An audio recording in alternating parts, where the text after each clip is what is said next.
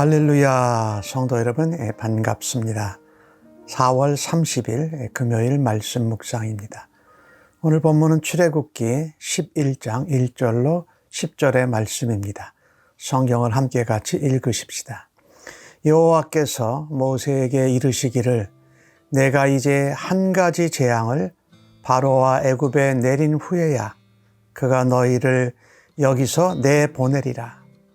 그가 너희를 내보낼 때에는 여기서 반드시 다 쫓아내리니 백성에게 말하여 사람들에게 각기 이웃들에게 은금 패물을 구하게 하라 하시더니 여호와께서 그 백성으로 애굽 사람의 은혜를 받게 하셨고 또 그 사람 모세는 애굽 땅에 있는 바로의 신하와 백성의 눈에 아주 위대하게 보였더라.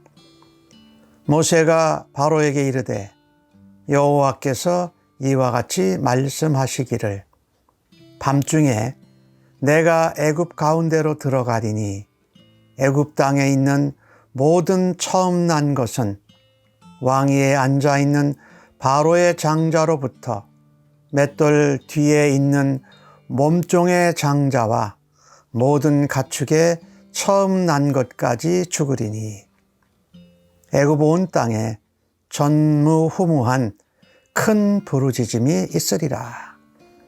그러나 이스라엘 자손에게는 사람에게나 짐승에게나 개 한 마리도 그 혀를 움직이지 아니하리니 여호와께서 애굽 사람과 이스라엘 사이를 구별하는 줄을 너희가 알리라 하셨나니 왕의 이 모든 신하가 내게 내려와 내게 절하며 이르기를 너와 너를 따르는 온 백성은 나가라 한 후에야 내가 나가리라 하고 심히 노하여 바로에게서 나오니라.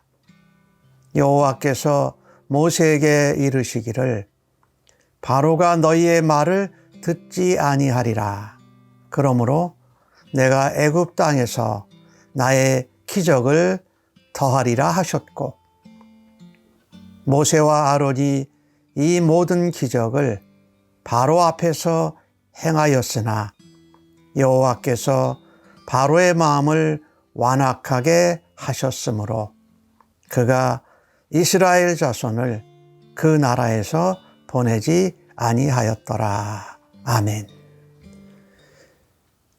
이제 바로에게 마지막 재앙이 다가오는 순간입니다. 오늘 1절 말씀에 보니까 내가 마지막 재앙, 장자가 죽는 재앙이지요. 그것이 애굽에 내려진 후에야 비로소 바로가 너희 이스라엘 백성을 보낼 거다. 근데 보내는데 어떻게 보내냐면 쫓아내보내는 거예요. 바로는 하나님 앞에 순종해서 말씀에 겸손하게 자기를 낮춰서 회개해서 보내는 것이 아니라 자기가 어려움을 당하고 자기 장자와 애굽 백성들의 장자들과 가축의 첫 것들이 다 죽게 되니까 어쩔 수 없이 쫓아보내는 겁니다. 그러니 하나님의 말씀, 하나님의 약속, 하나님의 언약이 이루어져 가는 것이 얼마나 엄청난 것인지 우리가 깨달아야 할 것입니다. 종노예로 살았던 애굽의 문제거리가 되었던 이스라엘 백성들이 애굽 사람들에게 은금 패물과 옷을 구하는데 줍니다.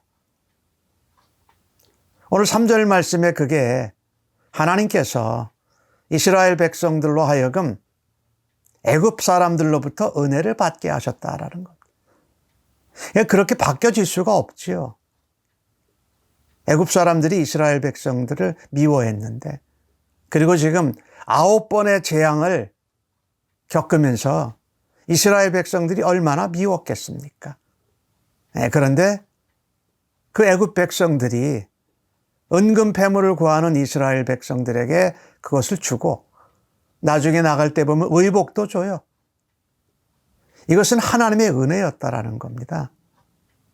그리고 모세, 그것을 앞장서서 나와서 하고, 또 바로와 신하들 앞에서 재앙을 일으켜서 백성들로 어렵게 하는 그 모세가 얼마나 미웠겠습니까? 근데 오늘 주신 말씀 3절에는 바로의 신하와 온 백성들이, 애굽 백성들의 우리 모세를 위대하게 보았다라고 말합니다. 이건 하나님의 은혜예요.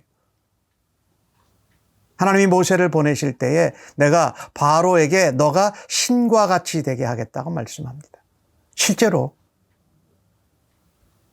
5번 구실 변명되면서 백성들 만나고 바로 2번 만나고서 다시 흔들렸던 모세가 점점 더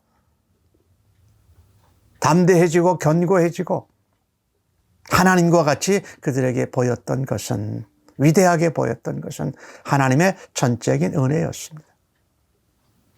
하나님의 말씀의 성취였고 하나님의 능력으로 역사하심이었습니다.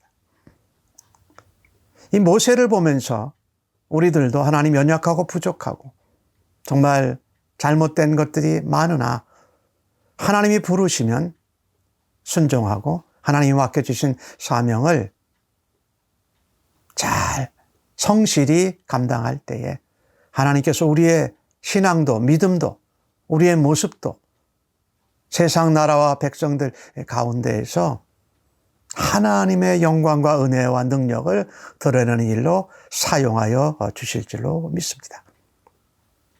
바로에게 모세가 가서 말합니다.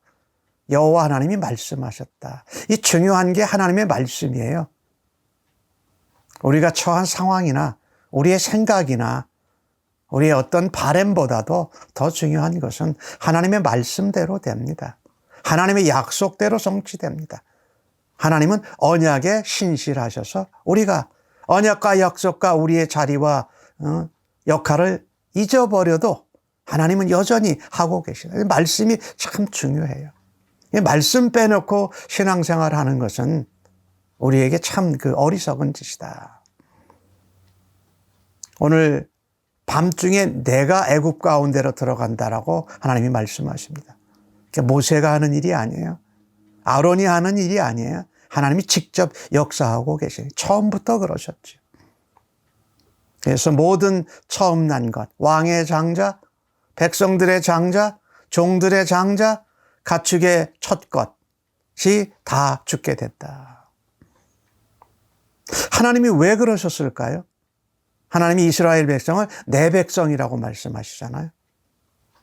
그리고 내 장자라고 말씀하세요. 내 아들 장자라고 말씀하시잖아요. 그리고 또 하나님이 내 군대라고 말씀하세요. 종으로 살았던 이스라엘 백성들을 하나님의 군대, 제대로 군사훈련, 군대의 대와 열을 맞춰본 적이 없는 그 어설픈 이스라엘 히브리 백성들을 하나님의 군대라고, 하나님의 장자라고 말씀하세요.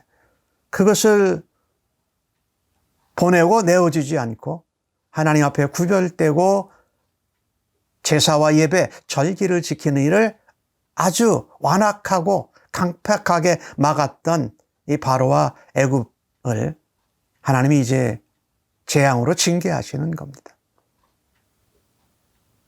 그런데 대조적으로 이스라엘 자손들에게는 얼마나 모습이 평화로운지 모릅니다.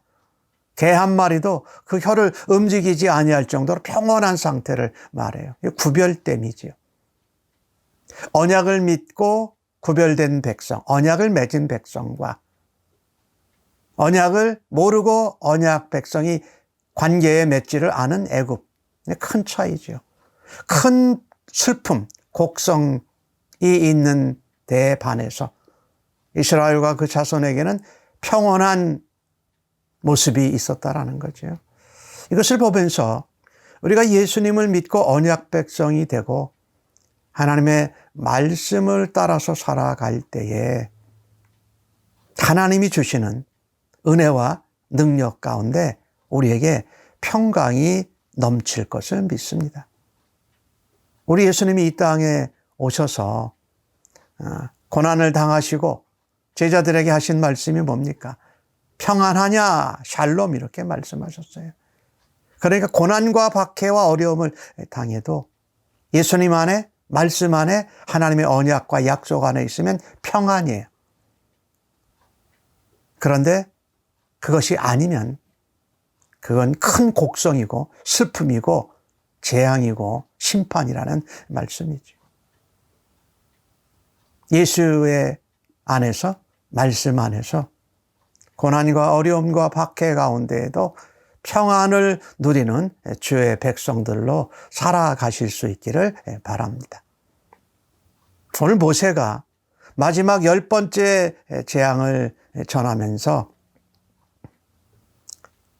모든 신하와 너의 백성들이 나한테 나와서 제발 좀 나가달라고 할 거다. 그때야 우리가 나가겠다라고 말씀하면서 모세가 심히 노했다라고 말합니다. 이 모세가 이 바로 왕을 2번씩이나 만났잖아요. 10가지 재앙을 하기 전에도요. 그리고 9번 재앙을 이제 행했어요.